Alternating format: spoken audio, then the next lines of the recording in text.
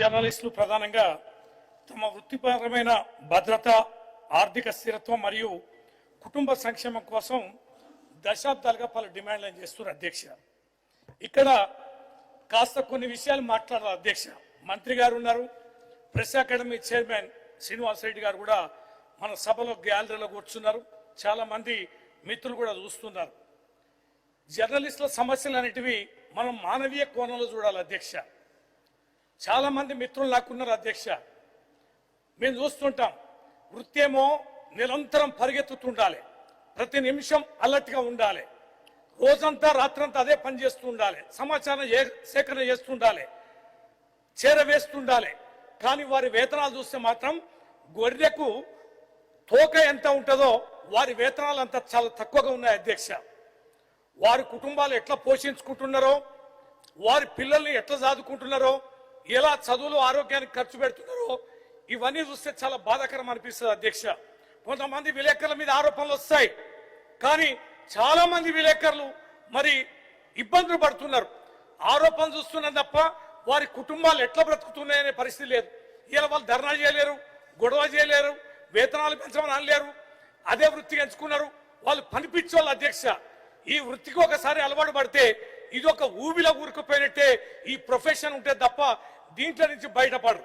కానీ ఎక్కడ చిన్న ఇబ్బంది వచ్చినా కూడా పరిగెత్తే వీళ్ళకి వీరి కుటుంబ ఇబ్బందులు మాత్రం ఎవరికి చెప్పుకోలేనంత దయనీయంగా ఉన్నాయి అధ్యక్ష. అందుకనే వీరి యొక్క సమస్యలన్నిటివి సావధానంగా వినాలే, మనం పరిష్కరించాలి. ఎన్నో విషయాలు వాళ్ళు మన గురించి రాస్తారు, మనం వెన్నంటి ఉంటారు, మన యొక్క జీవితంలో భాగస్వామిగానే జర్నలిస్టులు ఉంటారు. కానీ వారి సమస్యలు మాత్రం మనం సానుకూలంగా ఉంటాం. ఏదో పండుగలకి పబ్బాలకి కొన్ని విషయాలు సహకరిస్తూ పోతే కొంతమంది ఉంటుండొచ్చు, కానీ శాశ్వతంగా వాళ్ళ జీవితానికి సంబంధించి ప్రభుత్వమే ముందుకు వచ్చి పరిష్కరించాల్సిన బాధ్యత ఉందని ఈ సందర్భంగా కొన్ని విషయాలు మీ దృష్టికి తీసుకొస్తున్న అధ్యక్ష. ముఖ్యంగా వీళ్ళకున్నది కీలకమైనది అక్రిడేషన్ కార్డుల అధ్యక్ష. జీవో నెంబర్ 252 ప్రకారం కొన్ని నిబంధనలు వీళ్ళు కఠినంగా పెట్టారు అధ్యక్ష. ఏది సర్క్యులేషన్, ఇన్కమ్ లాంటి వాటిని సరళీకరించాలని కోరుతున్నారు అధ్యక్ష. అలాగే ఫీల్డ్ రిపోర్టర్లకు కూడా ప్రాధాన్యత ఇవ్వాలని, డెస్క్ జర్నలిస్టులకు కూడా పూర్తి స్థాయిలో అక్రిడేషన్లు ఇవ్వాలని కోరుతున్నారు అధ్యక్ష. అలాగే మహిళా జర్నలిస్టులకు కూడా 33% మరి వారికి కూడా రిజర్వేషన్ కల్పించాలని జర్నలిస్టు మిత్రుల యొక్క సమస్య ఉంది అధ్యక్ష. హెల్త్ కార్డులు అయితే చాలా కీలకమైంది. కేవలం ప్రభుత్వ హాస్పిటల్లో కొన్ని పరిమితమైన ఆరోగ్యానికి అవకాశం ఇస్తుంది తప్ప క్యాష్లెస్ వైద్యం అనేది వారికి అందడాలి. ఇవాళ వైద్యం కీలకమైనటువంటి వైద్యం అయితే ప్రైవేట్ హాస్పిటల్ అంటుంది అధ్యక్ష. కానీ ప్రైవేట్ హాస్పిటల్లో ఏ రకమైన బిల్లులు, హెల్త్ కార్డులు అనేటివి పనిచేయడం లేదు.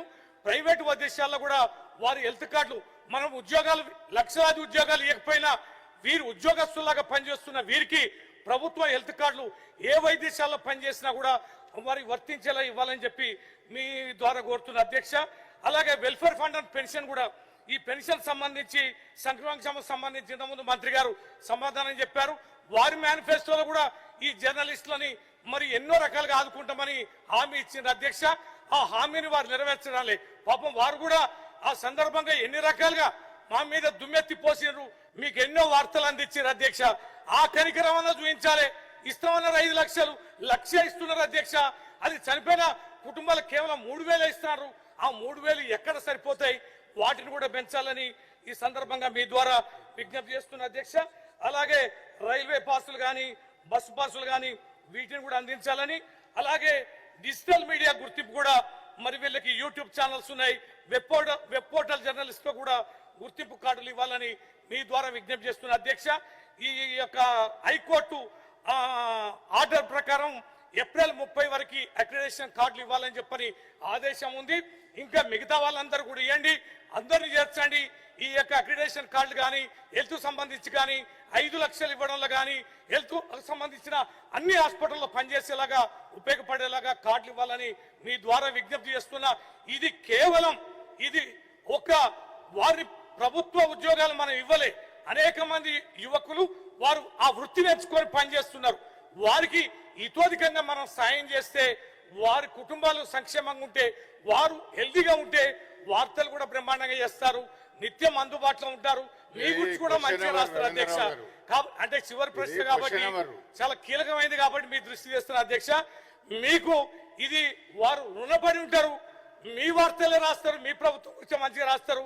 మరి ఈ మధ్యన మీ మీద ఆవేశానికి గురి కావడానికి కారణం కూడా ఇగో ఇవన్నీ మీరు మీ యొక్క మేనిఫెస్టోలో చెప్పి చేయనందుకు కూడా మరి అది ఉంది అధ్యక్ష. దాన్ని తగ్గించుకోవాలంటే మీరు ఆ ప్రయత్నం చేయాలి, లేకపోతే మా ప్రభుత్వం కూడా వస్తుంది. మేము ఏవైతే డిమాండ్లు మేము ముందు పెడుతున్నామో, వారి విజ్ఞప్తులు మేము ముందు పెడుతున్నామో, రాబోయే రోజుల్లో అన్నిటి కూడా మీరు నెరవేర్చే రోజు వస్తుంది అధ్యక్ష. లైక్ చేయండి, షేర్ చేయండి, సబ్స్క్రైబ్ చేయండి. మరిన్ని వీడియోల కోసం బెల్ సింబల్ పై క్లిక్ చేయండి.